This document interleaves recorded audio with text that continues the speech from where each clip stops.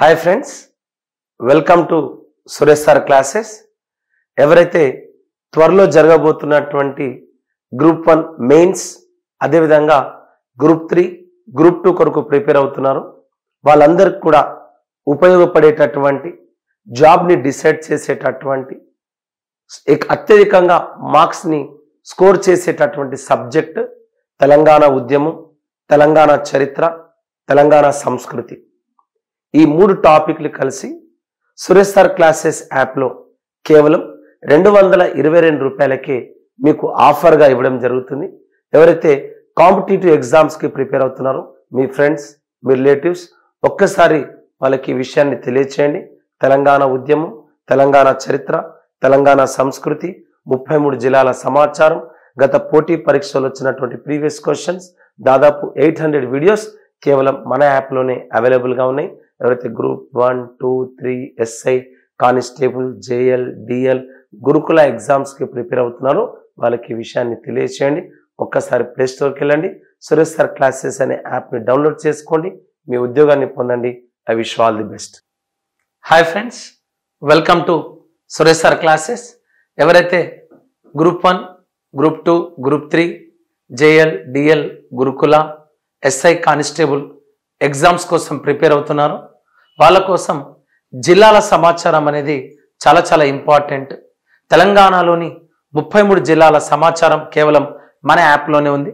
ఒక్కసారి ప్లే స్టోర్కి వెళ్ళండి, సురేష్ సార్ క్లాసెస్ అనే యాప్ని డౌన్లోడ్ చేసుకోండి. 33 జిల్లాల సమాచారాన్ని కేవలం 15 రూపాయలకే పొందండి. ఈ అవకాశాన్ని ఉపయోగించుకోండి, ఉద్యోగాన్ని పొందండి. I wish all the best. ఇప్పుడు మనం డిస్కస్ చేయబోయేటటువంటి టాపిక్ నిజామాబాద్ జిల్లా. గత పోటీ పరీక్షలు వచ్చినటువంటి క్వశ్చన్ ఏంటంటే నిజామాబాద్ పాత పేరు ఏందన్నాడు. నిజామాబాద్ పాత పేరు ఇందూరు. నిజామాబాద్ పాత పేరు ఏందండి? ఇందూరు. రాష్ట్రకూట రాజైనటువంటి ఇంద్రుడు లేదా ఇంద్రవర్మ నిర్మించినటువంటి నగరమే ఇందూరు. ఎప్పుడు పేరు మారింది? 1905లో 6వ నిజాం హిందూ వ్యతిరేక విధానాల్లో భాగంగా నగరాల పేర్లను మార్చడం జరిగింది. అలా నగరాల పేర్లను మారిస్తే పాలమూరు కాస్త మహబూబ్ నగర్గా, ఏదులాపురం ఆదిలాబాద్గా, ఎలగందుల కరీంనగర్గా, ఇందూరు నిజామాబాద్గా మారింది. ఎవరి పేరు పైన నిజామాబాద్ అనే పేరు వచ్చింది? 1905లో 1వ నిజాం ఉల్ ముల్క్ పేరు మీదుగా నిజామాబాద్గా పేరు పెట్టారు. ఏంది దీని అర్థం? నిజాం ప్లస్ ఆబాద్. నిజాం ప్లస్ ఆబాద్. ఆబాద్ అంటే ఏంది? వర్ధిల్లాలి అని అర్థం. నిజామాబాద్ అంటే ఓ 1వ నిజాం, నువ్వు వర్ధిల్లాలి అని అర్థం. అట్లా 1905లో ఇందూరు కాస్త నిజామాబాద్గా మారడం జరిగింది. ఇది ఇక్కడ మీకు కనిపిస్తున్నటువంటిది ఖిలా, దీని కోట అంటున్నాం. ఇది ప్రవేశ ద్వారం. ఏ ఖిలా ఉంది ఇక్కడ? రఘునాథ ఖిలా. దీన్నే రఘునాథ చెరువు అంటున్నాం, రఘునాథ ఖిలా అంటున్నాం. ఈ జైల్లోనే దాశరథి కృష్ణమాచార్యులు ఈ గోడలపైనే నా తెలంగాణ కోటి రతనాల వీణ అన్నాడు. మా నిజాం రాజు తెలంగాణకు పట్టిన తరతరాల బూజు అని ఈ జైలు గోడలపైనే రాయడం జరిగింది. ఇక్కడ ఉన్నటువంటి ఆలయం రఘునాథ ఆలయం. ఈ ఆలయాన్ని నిర్మించింది శివాజీ ఆధ్యాత్మిక గురువైనటువంటి సమర్థ రామదాసు నిర్మించినటువంటి ఆలయమే రఘునాథ ఆలయం. ఒకప్పుడు ఖిలా జైలుగా ఉండేది.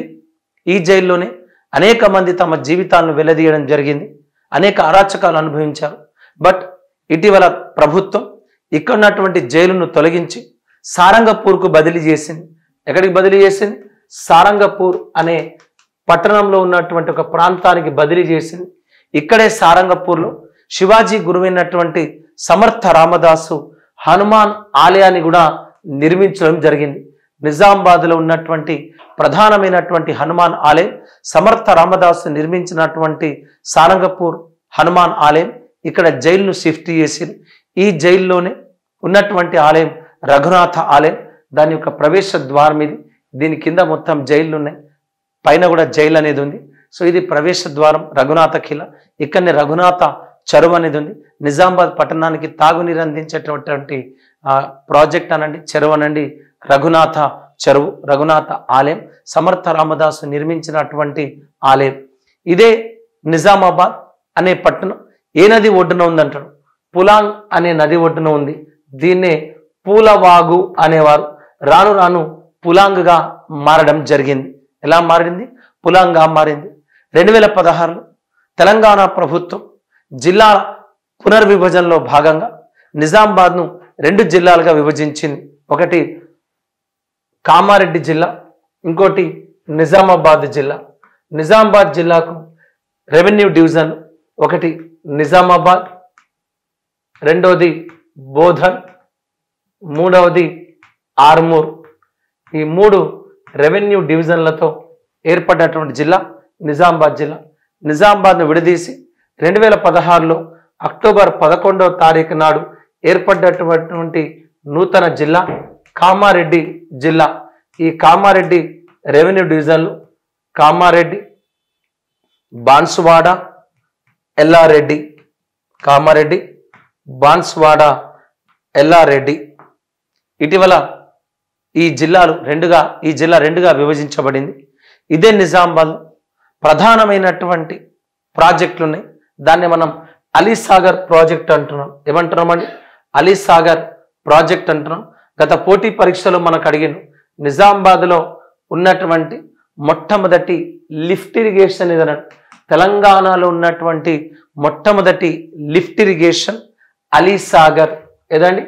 Alisagar lift irrigation. గత పోటీ పరీక్షలో మనకు అడిగిన అలీసాగర్ అనే పేరు ఎవరి వల్ల వచ్చిందనండి? 7వ నిజాం యొక్క ఇంజనీర్ నవాబ్ అలీ నవాజ్ జంగ్ పేరు మీదుగానే ఏమని పేరు వచ్చింది? అలీసాగర్ అనే పేరు రావడం జరిగింది. ఎవరి పేరు పైన? ఇది ఒకప్పుడు ఇండియా షేప్లో ఉండేది. దీన్ని ఎప్పుడైతే లిఫ్ట్ ఇరిగేషన్గా మార్చారో ఆ షేప్ అనేది పోవడం జరిగింది. సో అలీసాగర్ తెలంగాణలో మొట్టమొదటి లిఫ్ట్ ఇరిగేషన్. ఇక్కడే అలీసాగర్ అనే పార్క్ ఉంది. ఇక్కడే జానకంపేట లక్ష్మీ నరసింహస్వామి ఆలయం ఉంది.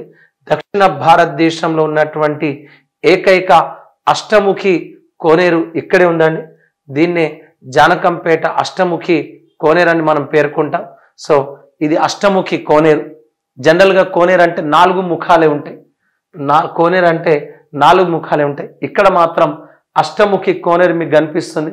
1 2 3 4 5 6 7 8 ఇట్లా 8 ముఖాలతో దక్షిణ భారతదేశంలో ఉన్న ఏకైక అష్టముఖి కోనేరు జానకంపేట. ఏదండి? జానకంపేటలో ఉన్నటువంటి అష్టముఖి కోనేరు. ఇది లక్ష్మీ నరసింహస్వామి ఆలయం కిందనే ఉంది. ఆనాడు సిర్నపల్లి సంస్థాన పాలకురాలైనటువంటి చీలం జానకీబాయి పేరు మీదుగానే ఈ జానకంపేట అనేటటువంటి పట్టణం ఏర్పడింది. ఇక్కడే రైల్వే జంక్షన్ ఉంది. తెలంగాణలో అతి చిన్న రైల్వే జంక్షన్ కూడా ఏంటంటే జానకంపేటే. ఏదండి? జానకంపేట. ఇక్కడే ఉన్నటువంటి అత్యంత ప్రాచీనమైనటువంటి పట్టణం. దక్షిణ భారతదేశంలో మొట్టమొదటి ప్రాంతం అస్మాక. గత పోటీ పరీక్షలో మనకు అడిగిండు. ఏమడిగిండు? అస్మాకను ప్రస్తుతం ఏ పేరుతో పిలుస్తున్నారు? మాహిష్మతి సామ్రాజ్యం అస్మాకం అజేయం. అస్మాకను ప్రస్తుతం బోధన్గా పిలుస్తున్నారు. ఏమని పిలుస్తున్నారండి? బోధన్గా పిలుస్తున్నారు. ఇది మన గత పోటీ పరీక్షలండి. బోధన్ ఎలా పేరు మారింది? అస్మాక కాస్త అస్సాక, అస్సాక కాస్త పొతన, పొతన కాస్త పొతలి, పొతలి కాస్త బహుధాన్యపురం, బహుధాన్యపురం కాస్త ఏక చక్రేశ్వరపురం, ఏక చక్రేశ్వరపురం కాస్త బోధన్గా మారింది. కాబట్టి బోధన్ బస్సుల పైన ఏక చక్రేశ్వర ఎక్స్ప్రెస్ అని ఉంటుంది. అస్మాక, అస్సాక, పొతన, పొతలి, బహుధాన్యపురం, ఏక చక్రేశ్వరపురం, బోధన్. ఇక్కడే 1937లో 7వ నిజాం నిర్మించినటువంటి ఆసియా ఖండంలోనే అతిపెద్ద పరిశ్రమ ఉంది. దాన్నే నిజాం షుగర్ ఫ్యాక్టరీగా మనం పేర్కొంటున్నాం. ఆసియా ఖండంలోనే అతిపెద్ద షుగర్ ఫ్యాక్టరీ. ఏ షుగర్ ఫ్యాక్టరీ అండి? Nizam sugar factory. 1937లో నిజాం షుగర్ ఫ్యాక్టరీని ఏర్పాటు చేయడం జరిగింది. ఇది మన గత పోటీ పరీక్షలో వచ్చినటువంటి క్వశ్చన్. 1937లో ఏర్పడ్డటువంటి నిర్మించినటువంటి sugar factory Nizam sugar factory, 7వ నిజాం మీర్ ఉస్మాన్ అలీ ఖాన్ దీన్ని నిర్మించడం జరిగింది. కానీ తర్వాత వచ్చినటువంటి చంద్రబాబు ప్రభుత్వం ఏం చేసింది, సుబ్రహ్మణ్యం కమిటీని ఏర్పాటు చేస్తే నష్టాల్లో ఉన్నటువంటి ప్రభుత్వ పరిశ్రమలను మూసివేయాలి, లేదంటే ప్రైవేట్ వ్యక్తులకు అప్పగించాలంటే అప్పుడున్నటువంటి చంద్రబాబు ప్రభుత్వం గోకరాజు రంగరాజు అనేటటువంటి ప్రైవేట్ వ్యక్తికి అప్పగిస్తే తుట్టికి పావుసేరు చొప్పున దాన్ని వదిలేసిపోయారు. రీసెంట్గా 2024 ఆగస్టులో కొత్తగా ఏర్పడ్డటువంటి రేవంత్ రెడ్డి ప్రభుత్వం త్వరలోనే ఈ నిజాం షుగర్ ఫ్యాక్టరీని రీస్టార్ట్ చేస్తామని చెప్పేసి మంత్రివర్గం తీర్మానం చేయడం జరిగింది. గత 10 ఏళ్లలో అప్పుడున్నటువంటి టిఆర్ఎస్ పార్టీ చంద్రశేఖరరావు ప్రభుత్వం అధికారంలోకి రాగానే తెరిపిస్తామన్నారు. ఇప్పటిదాకా దాన్ని ఊసెత్తలేదు. కానీ రేవంత్ రెడ్డి ప్రభుత్వం త్వరలోనే నిజాం షుగర్ ఫ్యాక్టరీ, ఆసియా ఖండంలోనే అతిపెద్ద షుగర్ ఫ్యాక్టరీని త్వరలోనే రీఓపెన్ చేస్తామని మాట ఇవ్వడం జరిగింది. మరి ఇది ఎప్పుడైతుందో కానీ కొన్ని లక్షల మందికి ఉపాధి కల్పించినటువంటి ఆసియా ఖండంలోనే అతిపెద్ద sugar factory Nizam sugar factory ఎక్కడుందండి? బోధన్ పట్టణంలో శక్కర్ నగర్లో ఉంది. ఎక్కడుందండి? శక్కర్ నగర్లో ఉన్నటువంటి ప్రాజెక్ట్ నిజాం షుగర్ ఫ్యాక్టరీ. దీనికి అనుబంధంగానే NCSF ఉండేది, నిజామాబాద్ కోఆపరేటివ్ షుగర్ ఫ్యాక్టరీ. దీన్ని ఆంధ్రప్రదేశ్ స్పీకర్గా పనిచేసినటువంటి KR సురేష్ రెడ్డి వాళ్ళ తాత దీన్ని నిర్మించడం జరిగింది. చౌటుపల్లి హనుమంత్ రెడ్డి నిజామాబాద్ కోఆపరేటివ్ షుగర్ ఫ్యాక్టరీని ఏర్పాటు చేయడం జరిగింది. ఇది కూడా మూతబడ్డది. అదేవిధంగా దీనికి అనుబంధంగా ముత్యంపేట షుగర్ ఫ్యాక్టరీ ఉండేది. జగిత్యాల జిల్లా మెట్పల్లి డివిజన్లో ఉన్నటువంటి ముత్యంపేట షుగర్ ఫ్యాక్టరీ మూతబడ్డది. నిజామాబాద్ కోఆపరేటివ్ షుగర్ ఫ్యాక్టరీ మూతబడ్డది. ఆ తర్వాత ఉన్నటువంటి బోధన్లో ఉన్న నిజాం షుగర్ ఫ్యాక్టరీ కూడా మూతబడ్డది. కొన్ని లక్షల మందికి ఉపాధి ఇచ్చినటువంటి పరిశ్రమలు ఇలా పూర్తిగా కాలగర్భంలో కలిసిపోయింది. అదేవిధంగా తెలంగాణలో ఉన్నటువంటి ప్రధానమైనటువంటి ఆలయం నీలకంఠేశ్వర ఆలయం. మన గత పోటీ పరీక్షలో వచ్చినటువంటి క్వశ్చన్ నీలకంఠేశ్వర. నీలకంఠుడు అంటే ఎవరండి? శివుడు. నిజామాబాద్ నడిబొడ్డున ఉన్నటువంటి ప్రధానమైనటువంటి ఆలయం నీలకంఠేశ్వర ఆలయం. ఒకప్పుడు ఇది జైన ఆలయం. ఏంటండి? జైన ఆలయం. కాకతీయుల కాలంలో దీన్ని శివాలయంగా మార్చడం జరిగింది. ఎవరు కట్టించారు దీన్ని? రెండవ శాతకర్ణి నిర్మించినటువంటి ఆలయం నీలకంఠేశ్వర ఆలయం. దాన్ని మనం కంఠేశ్వర అంటున్నాం. రథసప్తమి నాడు జరిగేటటువంటి జాతర, ప్రధానమైనటువంటి జాతర. జైన మతానికి చెందినటువంటి ఆలయం. కాకతీయుల కాలంలో ఎలా మారింది? శివాలయంగా మారింది. ఏ ఆలయం అండి? నీలకంఠేశ్వర ఆలయం. నీలకంఠుడు అంటే ఎవరండి? శివాలయంగా మార్చడం జరిగింది. రెండవ శాతకర్ణి అంటే శాతవాహనుల కాలంలో నిర్మించబడ్డటువంటి ఆలయం నీలకంఠేశ్వర ఆలయం.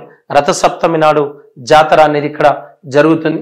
అదేవిధంగా ఇదే నిజామాబాద్లో ఉన్నటువంటి తెలంగాణ ఖజురహోగా పేర్కొనేటటువంటి గత పోటీ పరీక్షలు ఇది కూడా అడిగింది మనం.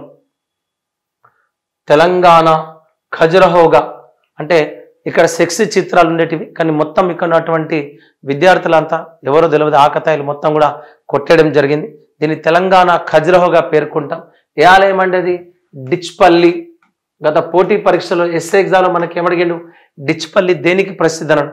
డిచ్పల్లి దేనికి ప్రసిద్ధి అంటే శ్రీ సీతారామచంద్ర స్వామి ఆలయానికి ప్రసిద్ధి. డిచ్పల్లి దేనికి ప్రసిద్ధి? సీతారామచంద్ర స్వామి ఆలయానికి ప్రసిద్ధి చెందినటువంటి టెంపుల్ డిచ్పల్లి ఖిలా రామాలయం. నిజామాబాద్ నుండి 15 కిలోమీటర్ల దూరంలో, నిజామాబాద్ పట్టణానికి 15 కిలోమీటర్ల దూరంలో ఉన్నటువంటి అద్భుతమైనటువంటి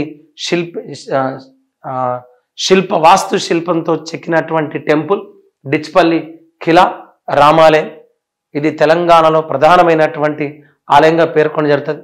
హీరో సుమన్ ఈ ప్రాంతాన్ని, ఈ టెంపుల్ని డెవలప్ చేయడంలో కీలక పాత్ర పోషించడం కూడా జరిగింది. డిచ్పల్లి ఖిలా రామాలయం. గత PC ఎగ్జామ్లు అడిగిండు, పోలీస్ కానిస్టేబుల్ ఎగ్జామ్. అందరికీ తెలుసు 1000 పిల్లర్స్ టెంపుల్ అనగానే మనం ఏం చెప్తాం? వరంగల్ జిల్లా అంటాం. హనుమకొండలో ఉన్నటువంటి రుద్రదేవుడు నిర్మించినటువంటి 1000 స్తంభాల గుడి అంటాం. దాన్ని 1000 స్తంభాల శాసనం అంటున్నాం. మనకు ఎగ్జామ్లు ఏమడిగిండు? 100 స్తంభాల దేవాలయం ఎక్కడ ఉందన్నాడు. దీన్ని 100 పిల్లర్స్ టెంపుల్ అంటాం. ఒకప్పుడు ఇది దేవాలయం, తర్వాత కాలంలో ముస్లిం దీనిపైన డోములను కట్టేసి మసీదుగా మార్చడం జరిగింది. ప్రస్తుతం దీన్ని దేవల్ మసీద్ అంటున్నాం. సో వాస్తవానికి ఇది ప్రధానమైనటువంటి ఆలయం, 100 పిల్లర్స్ టెంపుల్గా మనం చెప్తున్నాం. గత పోటీ పరీక్షలో మనకి ఏమడిగిందండి, 100 స్తంభాల దేవాలయం ఎక్కడుందన్నాడు. 100 స్తంభాల దేవాలయం నిజామాబాద్ జిల్లాలోని బోధన్ అనే పట్టణంలో ఉంది. నేను చూసినప్పుడు కూడా ఇది ఆలయమే, తర్వాత దీన్ని మసీదుగా మార్చడం జరిగింది. సో మన గత పోటీ పరీక్షలు ఏమడిగాను, 100 స్తంభాల దేవాలయం ఎక్కడ ఉందన్నాడు. నిజామాబాద్ జిల్లాలోని బోధన్ అనే పట్టణంలో 100 స్తంభాల దేవాలయం. ఇది 100 పిల్లర్స్ టెంపుల్, 100 స్తంభాల దేవాలయం. ఇది డిచ్పల్లి ఖిలా రామాలయం. ఎవరైతే చూడలేదో వాళ్ళ కోసమని ఇమేజెస్తో చెప్పడం జరిగింది. ఇది డిచ్పల్లి ఖిలా రామాలయం. ఇది నీలకంఠేశ్వర ఆలయం, జైనాలయం, కాకతీయుల కాలంలో శివాలయంగా మారింది. ఇక్కడే పోయినసారి ఎస్ఏ ఎగ్జామ్లో వచ్చినటువంటి క్వశ్చన్ ఏమడిగిండు, ఎస్ఏ ఎగ్జామ్లో నవనాథ సిద్ధుల గుట్ట జాతర ఎక్కడ జరుగుతుందన్నాడు. నవనాథ సిద్ధుల గుట్ట జాతర ఎక్కడ జరుగుతుంది. నవనాథ సిద్ధుల గుట్ట జాతర తెలంగాణలో ప్రధానమైనటువంటి ఒక జాతర నవనాథ సిద్ధుల గుట్ట జాతర. కోట్ల రూపాయలతో తెలంగాణ ప్రభుత్వం రీకన్స్ట్రక్ట్ చేసినటువంటి ఆలయం, మొత్తం నల్లటి గుట్టలపైనటువంటి ఆలయం నవనాథ సిద్ధుల గుట్ట ఆలయం. నవనాథులు అంటే ఇక్కడ నుండే గోరఖనాథ్, చర్పట్నాథ్, మత్స్యేంద్రనాథ్ అనే 9 మంది సన్యాసులు ఇక్కడ నివసించడం జరిగింది. మొదట ఆరుగురు వచ్చారు, తర్వాత 3 వచ్చారు. వీళ్ళ పేరు మీరుగానే ఈ ప్రాంతంలో మొదట 6, ఆ తర్వాత 3 రావడం జరిగింది. దాంతో 6 + 3 6 3 తర్వాత కాలంలో ఏమైందండి 6-3గా మారింది. ఎవరి 6-3 అంటే నవనాథులు. వీళ్ళని నవనాథ సిద్ధులు అంటాం. నిజామాబాద్ జిల్లాలోని ఆర్మూర్ పట్టణంలో ఉన్నటువంటి ప్రధానమైనటువంటి ఆలయం, గుహల్లో ఉన్నటువంటి ఆలయం. ముఖ్యమంత్రి రేవంత్ రెడ్డి కూడా ముఖ్యమంత్రి అయిన తర్వాత ఈ ఆలయాన్ని సందర్శించడం జరిగింది. నవనాథ సిద్ధుల గుట్ట ఆలయం ఆర్మూర్లో ఉన్నటువంటి ఆలయం. శివరాత్రి నాడు జాతర జరుగుతుంది. నవనాథ సిద్ధుల గుట్ట జాతర అంటాం. వీళ్ళు నవనాథులు అండి. నవనాథులు అంటే 9 మంది. సో గోరఖనాథ్ ఇతని పేరు మీదనే గోరఖ్పూర్ అనే పట్టణం ఏర్పడింది. సో వీళ్ళు ఇక్కడికి వచ్చి దక్షిణ భారతదేశంలోని ఆర్మూర్ పట్టణానికి వచ్చి ఈ గుహల్లో నివసించడం జరిగింది. సో ప్రధానమైనటువంటి శైవాలయం నవనాథ సిద్ధుల గుట్ట ఆలయం ఆర్మూర్ పట్టణంలో ఉన్నటువంటి ఆలయం. Hi friends, welcome to Suresh sir classes. మన యాప్లో గ్రూప్ 1, గ్రూప్ 2, గ్రూప్ 3కి సంబంధించి మీ జాబ్ను డిసైడ్ చేసేటటువంటి సబ్జెక్ట్ తెలంగాణ ఉద్యమం, తెలంగాణ చరిత్ర, తెలంగాణ సంస్కృతి, 33 జిల్లాల సమాచారం, గత పోటీ పరీక్షల్లో వచ్చినటువంటి ప్రీవియస్ క్వశ్చన్ పేపర్స్ ఎక్స్ప్లెనేషన్, దాదాపు 800 వీడియోలు కేవలం రాష్ట్రంలో మన యాప్లోనే అవైలబుల్గా ఉన్నాయి. మీకు కేవలం 222 రూపాయలకే 222కి మాత్రమే మన యాప్లో ఇవ్వడం జరిగింది. మీ ఫ్రెండ్స్, మీ రిలేటివ్స్ ఎవరైతే కాంపిటేటివ్ ఎగ్జామ్స్కి ప్రిపేర్ అవుతున్నారో ఈ అవకాశాన్ని ఉపయోగించుకోండి. దాదాపు 220 మార్క్స్ని కవర్ చేసేటటువంటి సబ్జెక్ట్ కాబట్టి don't miss this opportunity. I wish all the best, wish all success. Thank you.